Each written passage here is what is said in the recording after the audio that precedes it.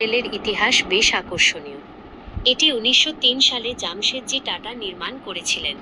কথিত আছে, ব্রিটিশদের দ্বারা বর্ণবাদের শিকার হওয়ার কারণেই তিনি এই হোটেল তৈরি করতে উদ্বুদ্ধ হন। তাজ হোটেল শুধু একটি বিলাসবহুল হোটেলই নয়, এটি ভারতের ইতিহাসেরও একটি অংশ। ভারতীয় স্বাধীনতা আন্দোলনের সময় এই হোটেল অনেক গুরুত্বপূর্ণ ঘটনার সাক্ষী ছিল। এমনকি দ্বিতীয় বিশ্বযুদ্ধের সময় এটি একটি সামরিক হাসপাতালে পরিণত হয়েছিল। ২০০৮ সালে মুম্বাই হামলার সময় তাজ হোটেল আবার বিশ্ববাসীর নজরে আসে। সন্ত্রাসবাদীরা এই হোটেলে হামলা চালায় এবং বহু মানুষকে জিম্মি করে। এই ঘটনায় বহু মানুষ প্রাণ হারান। তবে এই হোটেল আবার মাথা তুলে দাঁড়ায় এবং আজও এটি মুম্বাইয়ের অন্যতম গুরুত্বপূর্ণ একটি ল্যান্ডমার্ক। ২০০৮ সালের মুম্বাই হামলায় ১৬৪ জন নিহত এবং কমপক্ষে ৩০৮ জন আহত হয়েছিলেন। নিহতদের মধ্যে বিদেশি পর্যটক এবং নিরাপত্তা কর্মীও ছিলেন। গেটওয়ে অফ ইন্ডিয়া মুম্বাইয়ের একটি ঐতিহাসিক স্মৃতিস্তম্ভ। এটি বিংশ শতাব্দীর প্রথম দিকে নির্মিত হয়েছিল।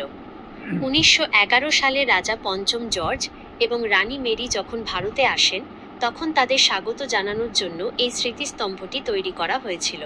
এর নকশা করেছিলেন স্থপতি জর্জ উইটেট এবং এটি ইন্দো সারাসেনিক স্থাপত্য শৈলীতে নির্মিত। ১৯২৪ সালে এর নির্মাণ কাজ শেষ হয়। এই স্মৃতিস্তম্ভটি শুধু দেখতে সুন্দর নয়, এর ঐতিহাসিক গুরুত্বও অনেক। ব্রিটিশ শাসনামলে এটি ছিল ভারতের অন্যতম প্রধান প্রবেশদ্বার। এমনকি স্বাধীনতার পর বহু বছর পর্যন্ত এটি ছিল ব্রিটিশ সৈন্যদের ভারত ত্যাগের প্রতীক। আজ গেটওয়ে অফ ইন্ডিয়া মুম্বাইয়ের অন্যতম জনপ্রিয় পর্যটন কেন্দ্র। প্রতিদিন হাজার হাজার মানুষ এই ঐতিহাসিক স্মৃতিস্তম্ভটি দেখতে আসেন। আপনি যখনই মুম্বাই যাবেন, গেটওয়ে অফ ইন্ডিয়া দেখতে যাবেন। এটি একবারে সমুদ্রের সাথে, কারণ তখনকার যুগে তো আর গাড়ি বিমান ছিল না, তখন এই সমুদ্র পথেই ব্রিটিশরা আসা যাওয়া করত। একবারে খুবই সুন্দর একটি আকর্ষণীয় জায়গা।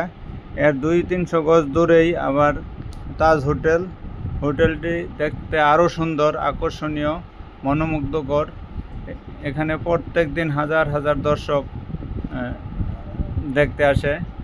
এখান থেকে জাহাজে বিভিন্ন গন্তব্যে যাওয়া যায়, বিভিন্ন জায়গায় যাওয়া যায় এবং খুবই সুন্দর একটা জায়গা। এখান থেকেই ট্যুরিস্ট বাস সারা ইন্ডিয়াতে, মুম্বাইতে চলাচল করে। দুই ধরনের বাস আছে, এসি এবং নন এসি। দুটো দিয়েই আপনি পুরো মুম্বাই শহর ঘুরতে পারবেন এবং বিভিন্ন দর্শনীয় স্থানগুলো তারা দেখাবে, খুব সুন্দর করে বলে দিবে, গাইড আছে সাথে।